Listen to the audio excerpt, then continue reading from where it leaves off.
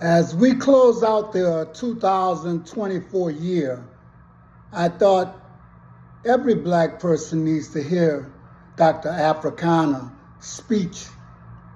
She talks about how the old guard is still having images plastered all over Africa, and we don't have a picture of our kings, queens, our leaders to replace somebody who's died. But they're leaving the images of a past colonial time right there for us to see that they're still in power. But Dr. Africana doesn't just talk for Africa. What she says is pertinent to us here in America. And since there's no black man to say what she's saying, I'm going to listen to her. Because I'll tell you like this, I don't want to be in this position come December next year. I don't want to be in this position, period. And she's the only one that I hear is speaking anything like freedom. No matter what the cost is. Some subliminal messages. We still have the photograph of Queen Elizabeth hanging over the walls of hotels in Ghana, and not a single photograph of a king or a chief from Ghana. We know when it comes to West Africa, the document that African countries were meant to sign as they attained their quote-unquote independence, the document that's labeled the path for the continuation of colonization. On one hand, we are giving you your independence, but on the other hand, we want you to sign this document, agreeing to continue to be colonized.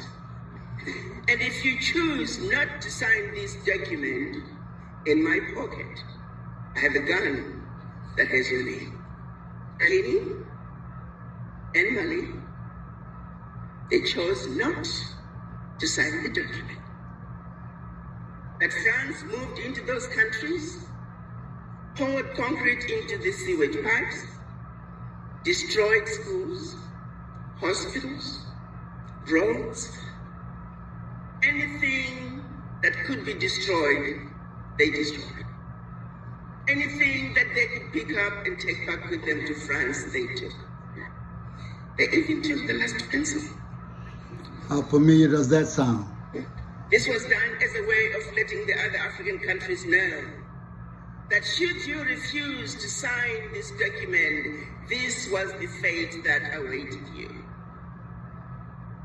You have to give up 85% at that time of your bank reserves, deposit them with France. Those funds, once gone, they're not coming back. All your minerals discovered and yet to be discovered belong to France, and French companies had the first right of refusal. Your language of instruction shall be French. Your military can only be equipped by France. Your military can only be trained by France. You must give up control of your finances. You must give up control of your natural resources. You must give up control of your military. Now, if you stay away from those, you're free to run your country as you wish. What kind of a country are you running? What kind of a leader are you? To this day, those African countries are still required to deposit their bank reserves with France. Now, the numbers have gone down somewhat. They're down to the 50, 55, 60. But by and large, with the exception of Burkina Faso, Niger, and Mali that say, France, pack your bags and go home. The rest of the African countries are still subjected and held to the pact for the continuation of colonization. But our leaders, for various reasons, and we know those who have tried to pull away have either been assassinated or exiled. So the realities are there, that if African leaders try to push back, there's some serious consequences. In spite of all that, there are some other issues that they also could deal with. We know the NGOs are nothing but wolf in sheep's clothing as they come into our countries. A lot of embassies as well. We have a few nice embassies. But we have many countries that are also just here to make sure that they continue to destabilize the countries. They make sure that the elections are forever interrupted. Why is it that we are all fully aware that the loans that are being given to African countries, the loans that have been given to African countries for centuries, are frivolous loans that have been paid 1,000,000 times over? Why is it that our ministers of finance every year, twice a year, they go to the World Bank? They know what's going on, but they say nothing. What is keeping us Black folks sell out black folks, whether it's in Africa or the United States. And the same thing happens over here that happens in Africa. The only thing is, the only resource we have is sweat, physical labor. So we can't get loans like them so they can exploit us.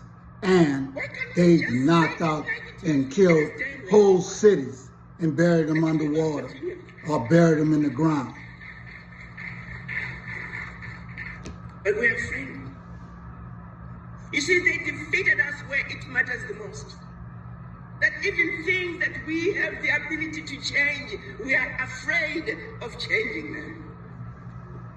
When the Europeans first came to Africa, they brought us religion. And then we went to church. And they told us about a human being called Jesus Christ.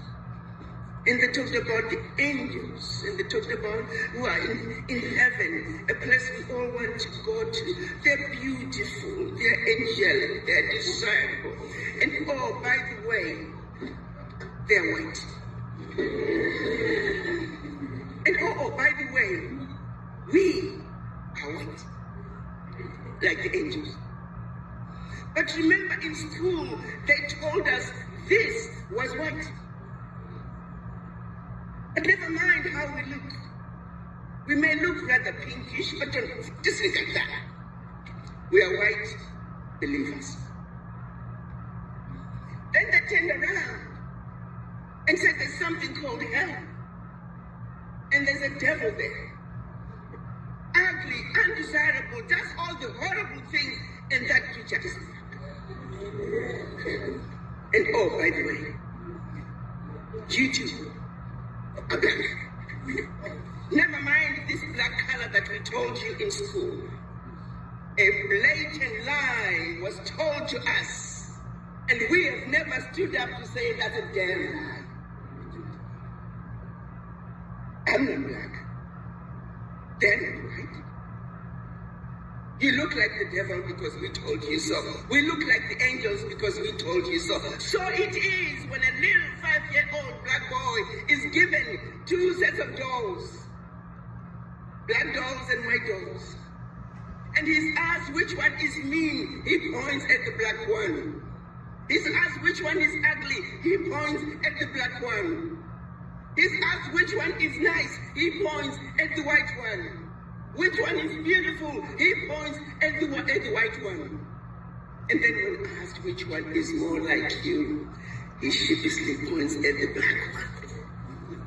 The 5-year-old boy is defeated before his life even begins. Somehow, there's subliminal messages.